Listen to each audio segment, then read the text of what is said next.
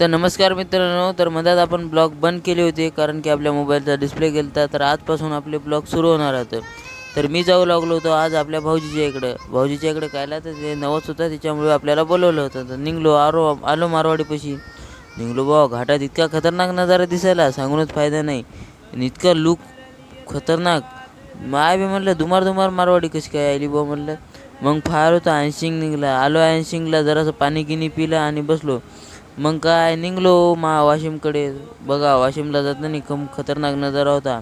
इथं ट्रेनमध्ये बसून जावं म्हणलं मी, आपण तेवढे आपल्याजवळ काय पैसे नव्हते.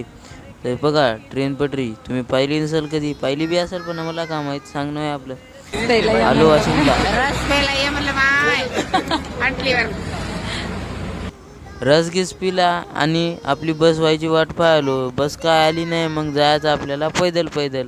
चाललो बा पैदल. मग इथं दिसली आपल्याला बस. त्या बसमध्ये बसावं म्हणलं. पहिले बदाम शेक प्यावं म्हणलं, मग बसावं म्हणलं. बदाम शेक पिलं आणि बसलो लक्झरीत. बघा आंबेडकर चौक कसा आहे, खतरनाक आहे की नाही. निघलो बा मग आता रिसोर्टकडे जाताना बी इतका माहोल नजारा होता ना, एक नंबरच. आलो बा मग रिसोर्टमध्ये.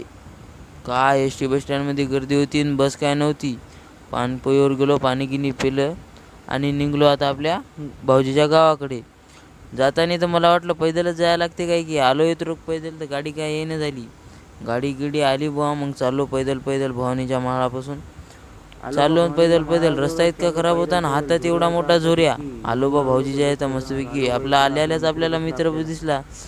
कोट्यावर आलो आणि आता चाललो आपल्या मित्राच्या इकडे. बघा आपला चेहरा इतका उतरला होता हव्यानं लेच. चालू मित्राच्या कोट्यावर.